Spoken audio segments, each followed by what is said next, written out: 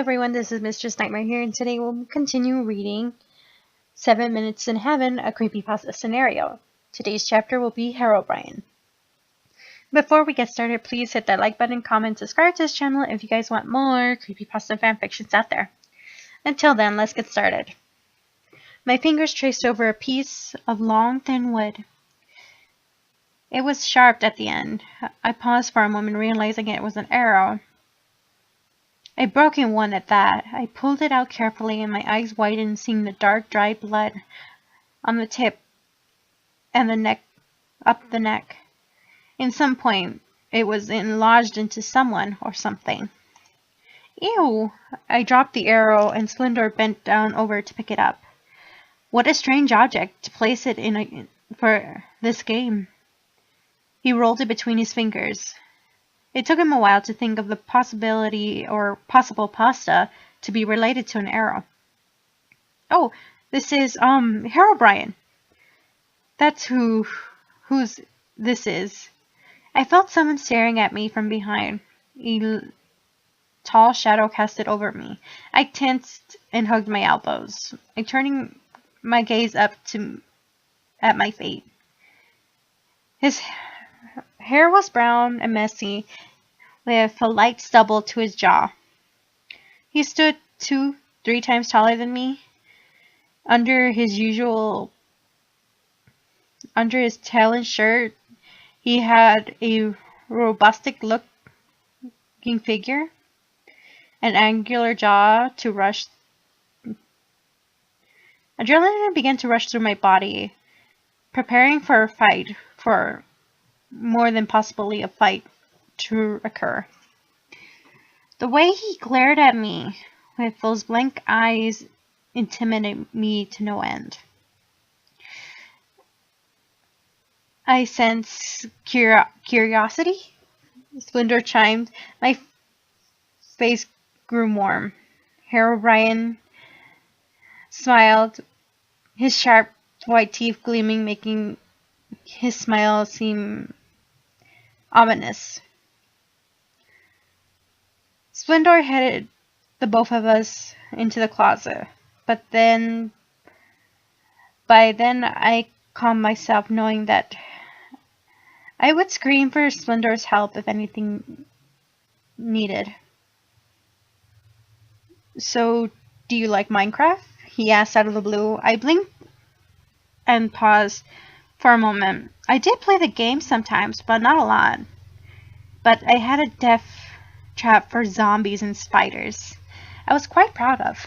Sometimes, I replied. He chuckled, cracking his knuckles. I gulped it and back fully against the wall. I could have whatever I wanted in the game, but a few things. He loomed over me, rubbing my sides, feeling my curves. His now glowing eyes scanning over me. The women are just terrible. Or horrible.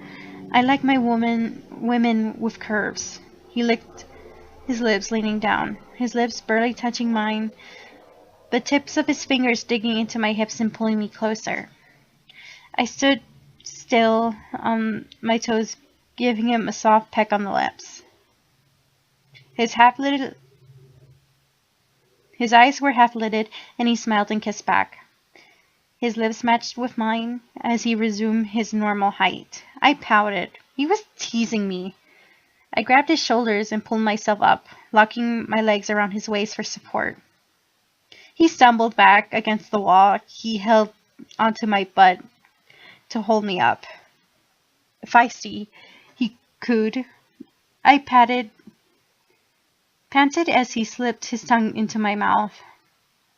Slightly, it was fork-like, making it easy for him to explore my mouth without having to fight my own tongue. The taste of blood hit my taste buds, and I pulled back for air to see that the tongue of his was black and long, and truly fork-like as well. I got perverted thoughts with that made my face red. He laughed. I saw the dirty thoughts in your mind. You got there, he snickered, taking the time to lick my cheek. Shut up. I crossed my arms on my chest, leaving him fully to support me. Rubbing his cheek against mine, I giggled as the stubble tickled me. A slight knock at the door interrupted the cute moment. Herobrine, Andy, time's up. Herobrine dropped me. Just as he did, I grabbed his collar, almost pulling him down with me. He caught me by growling at how I almost ripped his shirt. This time he set me down carefully.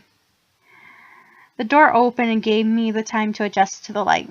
Meet me upstairs in 10 minutes. He gave me a nudge. I gave a nod of confirmation in what he said.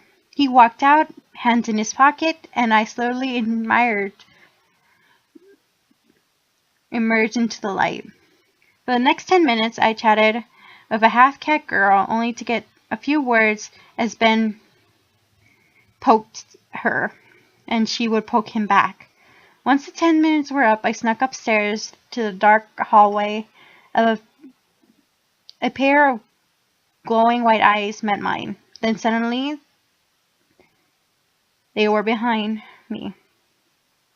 You know the thought you had, he whispered in my ears, sending shivers down my spine. I can make that dream come true. He got and dragged me back into this bare bedroom. A lot of dreams and fantasies came true that night.